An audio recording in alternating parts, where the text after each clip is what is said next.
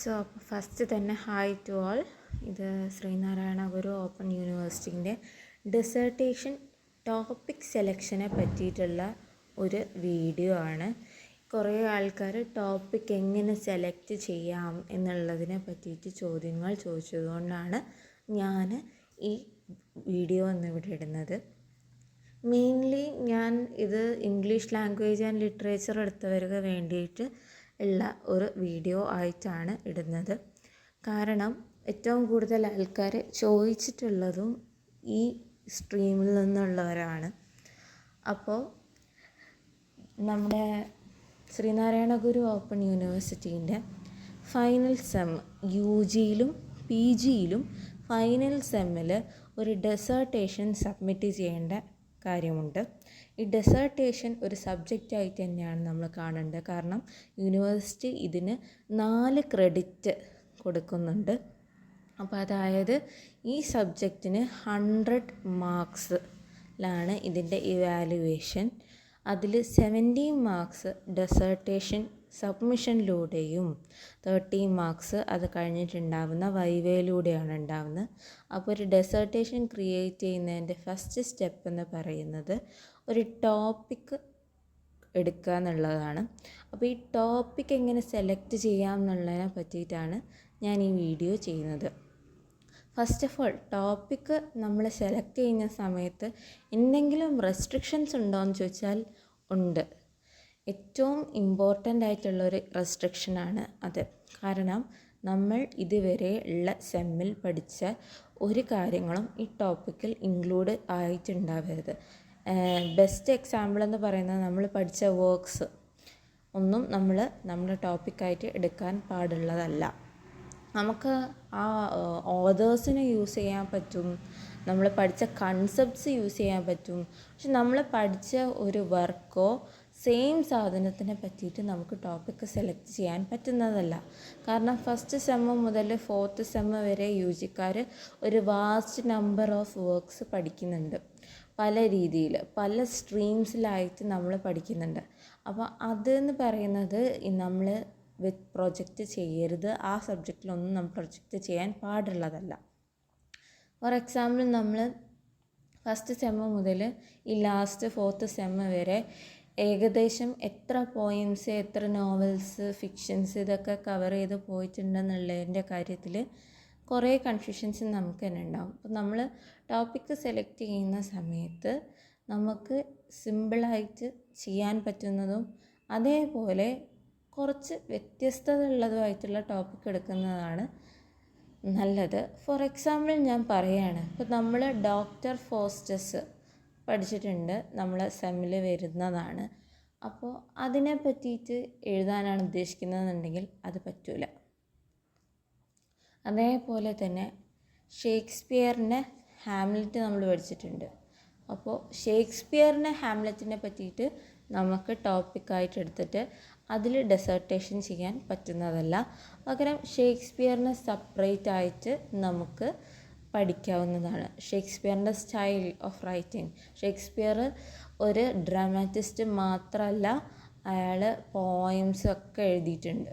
അപ്പം നമുക്ക് ഷേക്സ്പിയറിനെ നമ്മൾ പഠിക്കാത്ത പോയംസ് നമുക്ക് ചൂസ് ചെയ്യാം ഇതിന് വേണ്ടിയിട്ട്. അതേപോലെ തന്നെ ഷേക്സ്പിയറിൻ്റെ റൈറ്റിംഗ് സ്റ്റൈല് മാത്രമല്ല, ഷേക്സ്പിയറുടെ കൺസെപ്റ്റ് എന്ന് പറയുന്നത് ഏത് കാലവും നിലനിൽക്കുന്ന ഒന്നാണ്. അതായത് ഈവൺ ഇൻ 21st സെഞ്ച്വറിയിലും ഷേക്സ്പിയറിൻ്റെ നോവലിൻ്റെയും ഡ്രാമാസിൻ്റെയും കൺസെപ്റ്റ്സ് എന്ന് പറയുന്നത് വളരെ ഇമ്പോർട്ടൻ്റ് ആയിട്ടുള്ള ടോപ്പിക്കുകളാണ്. അപ്പോൾ അതിൻ്റെ റിയാലിറ്റീനെ പറ്റിയിട്ടൊക്കെ നമുക്ക് വേണമെങ്കിൽ എഴുതാവുന്നതാണ്. അതേപോലെ ഓരോ ഓതേഴ്സിനും അവരുടേതായ യുണീക്നെസ് ഉണ്ട്. പിന്നെ ടോപ്പിക് സെലക്ഷൻ എന്ന് പറയുന്ന സമയത്ത് ഇംഗ്ലീഷിന് ഈ വേൾഡ് വൈഡ് ആയിട്ട് ഉള്ള ഓതേഴ്സിൻ്റെ ഒരു ശേഖരം തന്നെ ഉണ്ട്. അതേമാതിരി തന്നെ തീംസും ഉണ്ട്. നമ്മൾ ഫസ്റ്റ് സെമ്മ് മുതൽ ലാസ്റ്റ് സെമ്മ് വരെ പല കാര്യങ്ങളെ പറ്റിയിട്ട് നമ്മൾ പഠിക്കുന്നുണ്ട്. നമ്മൾ ഇന്ത്യൻ ലിറ്ററേച്ചറിനെ പറ്റിയിട്ട് പഠിക്കുന്നുണ്ട്, കേരള ലിറ്ററേച്ചറിനെ പറ്റിയിട്ട് പഠിക്കുന്നുണ്ട്. കമ്പാരിറ്റീവ് സ്റ്റഡീസ് തേർഡ് സെമ്മിൽ പഠിച്ചവരാണെന്നുണ്ടെങ്കിൽ കമ്പാരിറ്റീവ് ലിറ്ററേച്ചറിനെ പറ്റിയിട്ട് എഴുതാം നിങ്ങൾക്ക്. അതല്ലാന്നുണ്ടെങ്കിൽ നമ്മൾ തന്നെ ഇംഗ്ലീഷ് ലിറ്ററേച്ചറിൽ ബ്രിട്ടീഷ് ഇംഗ്ലീഷ് ലിറ്ററേച്ചർ, യൂറോപ്യൻ ലിറ്ററേച്ചറിനെ പറ്റിയിട്ട് നിങ്ങൾക്ക് എഴുതാം. American literature, Canadian literature, African and Caribbean literature, ഇതൊക്കെ നമ്മൾ പഠിച്ച സംഭവങ്ങളാണ്. ഇതിൽ നിന്നൊക്കെ നമുക്ക് ടോപ്പിക്ക് സെലക്ട് ചെയ്യാം. പക്ഷേ നമ്മൾ പഠിച്ച ഒരു വർക്കിനെ ബേസ് ചെയ്തിട്ട് എഴുതരുതെന്ന് മാത്രമേ ഉള്ളൂ. എക്കോക്രിറ്റിസിസത്തിലൊക്കെ എത്രയോ സബ്ജക്റ്റുകൾ അവൈലബിൾ ആണ്. അതേമാതിരി ജൈനോ ക്രിറ്റിസിസം, അതേ ഫെമിനിസം, ദളിത് ഫെമിനിസം, അതുകൂടാണ്ട് ഇന്ത്യൻ ഫെമിനിസം, അങ്ങനെ പല ഫെമിനിസത്തെ തന്നെ കുറേ ഡിവിഷനായിട്ട് നമുക്ക് ചെയ്യാൻ പറ്റും. അതേമാതിരി ലിറ്ററേച്ചറിൽ പല രീതിയിൽ നമുക്കത് ഇവാലുവേറ്റ് ചെയ്യാം. കാസ്റ്റ് വെച്ചിട്ട് ഇവാലുവേറ്റ് ചെയ്യാം. പ്ലസ് പല രീതിയിൽ ആ ടൈമിലുള്ള, ഇപ്പോൾ നമ്മൾ വേൾഡ് വാറിനെ പറ്റിയിട്ട്, world war, post world war വർക്ക്സിനെ പറ്റിയിട്ട് നമ്മൾ കുറേ പഠിച്ചിട്ടുണ്ട്. അതിനൊക്കെ പറ്റിയിട്ട് നമുക്ക് ഡിസർട്ടേഷൻ ടോപ്പിക്സ് ഇംഗ്ലീഷിലുള്ളവർക്ക് എടുക്കാൻ പറ്റും. പിന്നെ ഡിസർട്ടേഷൻ ടോപ്പിക്കിൻ്റെ കേസിൽ ഇംഗ്ലീഷ് ലാംഗ്വേജ് ആൻഡ് ലിറ്ററേച്ചറുകാർക്ക് വളരെ നല്ലൊരു ഓപ്പർച്യൂണിറ്റിയാണ്. കാരണം എന്താണെന്ന് വെച്ചാൽ വേറെ സബ്ജക്റ്റിനെ ബേസ് ചെയ്ത് നോക്കുന്ന സമയത്ത് ഒരു റെസ്ട്രിക്ഷൻ കുറയും. കാരണം നമുക്ക് ഡാറ്റ കളക്ഷൻ, അനാലിസിസ്, സാമ്പിളിങ് അങ്ങനത്തെ കാര്യങ്ങളൊക്കെ ഇല്ലാത്തത് കൊണ്ട് തന്നെ നമ്മളൊരു പ്രത്യേക എന്താ പറയുക ഏരിയേൻ്റെ ഉള്ളിൽ നിന്ന് മാത്രമേ ടോപ്പിക്സ് സെലക്ട് ചെയ്യാൻ പാടുള്ളൂ എന്നുള്ള യാതൊരു റെസ്ട്രിക്ഷൻസും ഇല്ല. അപ്പം നമ്മൾ സാമ്പിൾസിൽ കണ്ടിട്ടുണ്ടാവും കേരള എന്നുള്ള ബേസിസിലാണ് എല്ലാ ക്വസ്റ്റ്യൻസും വന്നിട്ടുള്ളത്. അങ്ങനെയൊന്നും നിങ്ങൾ വിചാരിക്കേണ്ട. നമുക്ക് ഓൾ ഓവർ ഇന്ത്യ വേണമെങ്കിൽ വേൾഡിലുള്ള ഓതേഴ്സിനെ പറ്റിയിട്ടൊക്കെ നമുക്ക് എഴുതാവുന്നതാണ്. അപ്പോൾ നമ്മൾ എടുക്കുന്ന സബ്ജക്റ്റ് പ്രത്യേകിച്ച് ക്രൈറ്റീരിയ ഒന്നുമില്ല. നമുക്ക് നല്ല രീതിയിൽ ഒരു ഡിസർട്ടേഷൻ എഴുതാൻ പറ്റുന്ന ഒരു ടോപ്പിക്കാണെന്നുണ്ടെങ്കിൽ നമുക്കത് സെലക്ട് ചെയ്യാവുന്നതാണ്. അതിപ്പോൾ നമ്മൾ ഇതിന് മുന്നേ വായിച്ചൊരു ബുക്കിനെ പറ്റിയിട്ടാണെങ്കിലും വരെ നമുക്ക് ഡിസർട്ടേഷൻ ടോപ്പിക്കായിട്ട് എടുക്കാം. അപ്പം നന്നായിട്ട് വായിക്കുന്ന ഒരാളാണ്, റീഡർ ആണെന്നുണ്ടെങ്കിൽ ഇംഗ്ലീഷ് ബുക്സ്, ഞാൻ ഇതിൻ്റെ മുന്നേ വായിച്ചൊരു ബുക്കിനെ പറ്റിയിട്ട് എനിക്ക് ഡിസർട്ടേഷൻ എഴുതാം. അതിന് ഏതെങ്കിലും രീതിയിൽ അതൊരു പെക്യുലാരിറ്റി ഫീൽ ചെയ്തിട്ടുണ്ടെന്നുണ്ടെങ്കിൽ അതെനിക്കൊരു ടോപ്പിക്കായിട്ട് സെലക്ട് ചെയ്യാം. ഇനിയിപ്പോൾ ടോപ്പിക് എന്ന് പറയുന്നത് ബുക്കിനെ ബേസ് ചെയ്തിട്ട് മാത്രമാണെന്നും പറയുന്നില്ല. പോയംസ് ആവാം. അതുകൂടാണ്ട് നമുക്ക് ഫിലിംസിൻ്റെ ഓപ്ഷൻ ഉണ്ട്. മൂവീസിൻ്റെ എടുത്തിട്ട് നമുക്ക് എന്താ പറയുക ടോപ്പിക്സായിട്ട് സെലക്ട് ചെയ്യാൻ പറ്റും. അങ്ങനെയൊക്കെ നമുക്ക് എന്താ പറയുക നമുക്ക് ടോപ്പിക്സ് സെലക്ട് ചെയ്യാനും ഡിസർട്ടേഷൻ എഴുതാനും പറ്റും. അപ്പോൾ ടോപ്പിക്സ് സെലക്ട് ചെയ്യുന്ന സമയത്ത് നോക്കേണ്ട ഒരു കാര്യമുള്ളൂ, അതിൻ്റെ എല്ലാ രീതിയിലും പഠിക്കാൻ പറ്റിയിട്ട് ചെയ്യാൻ പറ്റിയ ഒരു കാര്യമാണെന്നുള്ള മാത്രമേ ഞങ്ങൾ ടോപ്പിക്ക് സെലക്ട് ചെയ്യുന്ന സമയത്ത് നോക്കേണ്ടതുള്ളൂ. അത് ഇന്ന തിയറീനെ ബേസിസ് ആയിട്ടുള്ളതാണ് അല്ലെങ്കിൽ ഇന്ന ക്രൈറ്റീരിയയിൽ വരുന്നതാണെന്നുള്ളതിനെ പറ്റിയിട്ട് ഒരു ധാരണ വേണം.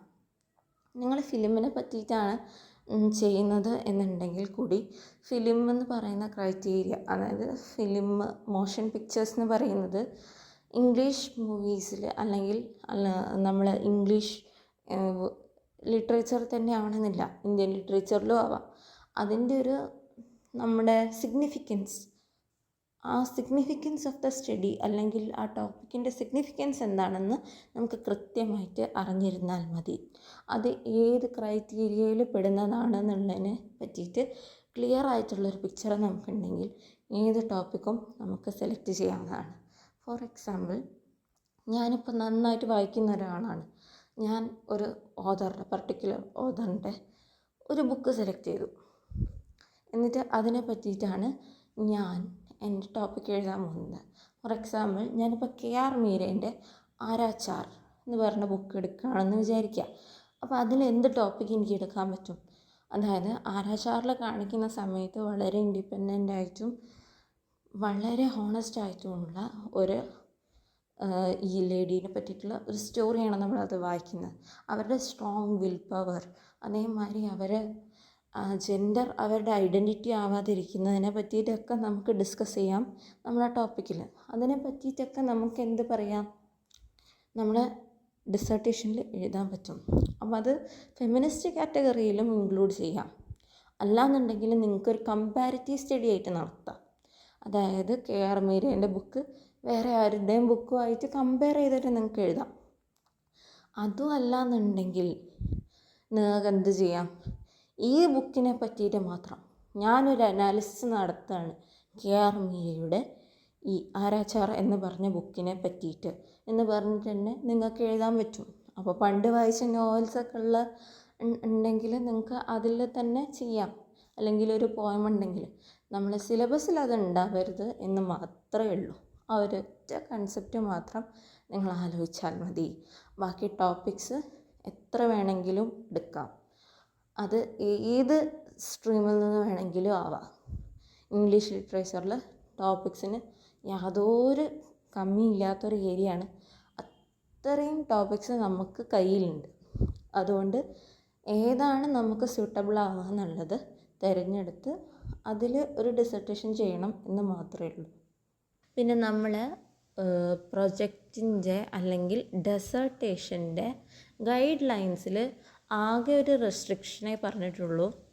അതായത് നമ്മളെ സിലബസിലുള്ള ഒരു വർക്കിനെ പറ്റിയിട്ട് ഡെസർട്ടേഷൻ എഴുതരുതെന്ന്. അത് മാത്രമേ നിങ്ങളിവിടെ നോക്കേണ്ടതുള്ളൂ.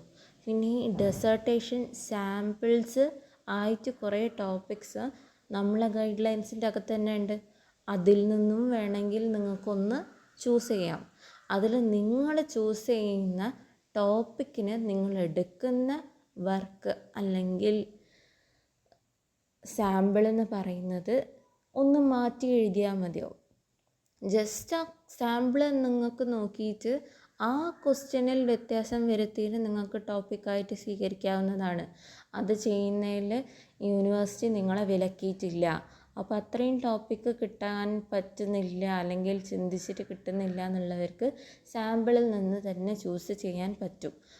അത് ചെറിയ രീതിയിലുള്ള മാറ്റങ്ങളൊക്കെ വരുത്തണം എന്ന് മാത്രമേ ഉള്ളൂ.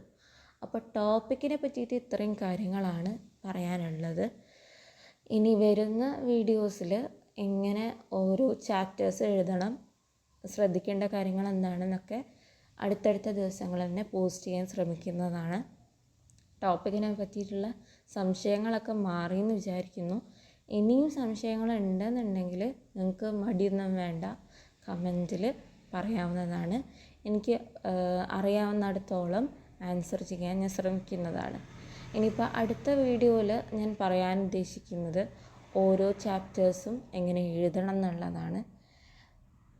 അപ്പോൾ ഓക്കെ, ഇന്ന് ഡിസർട്ടേഷൻ ടോപ്പിക്കിനെ പറ്റിയിട്ട് ഇത്രയും മാത്രമേ പറയാനുള്ളൂ. So all the best. എല്ലാവരും എത്രയും പെട്ടെന്ന് നല്ലൊരു ഡിസർട്ടേഷൻ എഴുതി വെക്കാൻ പറ്റട്ടെ, ഒരു ടോപ്പിക്ക് എത്രയും പെട്ടെന്ന് കണ്ടുപിടിക്കാൻ പറ്റണേ എന്ന് ഞാൻ എല്ലാവർക്കും ഒരു ഓൾ ദി ബെസ്റ്റ് പറയുകയാണ്. പിന്നെ ഒരു കാര്യം എന്താണെന്ന് വെച്ചാൽ, ഇപ്പോൾ ഇന്ന് മുതൽ തന്നെ നമ്മൾ സ്റ്റാർട്ട് ചെയ്താൽ ഒരു 10 ഡേയ്സിനുള്ളിൽ കംപ്ലീറ്റ് ചെയ്യാൻ പറ്റുന്നൊരു കാര്യം മാത്രമാണ് ഡിസർട്ടേഷൻ. അതിലപ്പുറത്തൊന്നുമില്ല. നമ്മൾ ശ്രീനാരായണ ഗുരു ഓപ്പൺ യൂണിവേഴ്സിറ്റീൻ്റെ അസൈൻമെൻറ്റ് വെക്കുന്ന പോലെയൊക്കെ തന്നെയാണ് ഡിസർട്ടേഷനും ചെയ്യേണ്ടത്. പക്ഷേ ചെറിയ കുറച്ച് കാര്യങ്ങളിലുള്ള വ്യത്യാസങ്ങളുണ്ടെന്നേ ഉള്ളൂ. അസൈൻമെൻറ്റ് വെക്കുന്ന സമയത്ത് നമ്മൾ ടെക്നിക്കലായിട്ടുള്ള കാര്യങ്ങളോ അല്ലെങ്കിൽ തിയററ്റിക്കലായിട്ടുള്ള കാര്യങ്ങൾക്കൊന്നും വലിയ ഇമ്പോർട്ടൻസ് കൊടുക്കുന്നില്ല. പക്ഷേ ഡിസർട്ടേഷൻ ആവുന്ന സമയത്ത് തിയററ്റിക്കലായിട്ട് 2-3 കാര്യങ്ങൾ നമ്മൾ നോട്ട് ചെയ്യണമെന്നേ ഉള്ളൂ. അപ്പോൾ ഡിസർട്ടേഷൻ ടോപ്പിക്കിനെ പറ്റിയിട്ട് ഇത്രയേ പറയാനുള്ളൂ. അപ്പോൾ ഇനി ബാക്കിയുള്ള കാര്യങ്ങൾ ഒരു അടുത്ത വീഡിയോയിൽ പറഞ്ഞു തരുന്നതാണ്.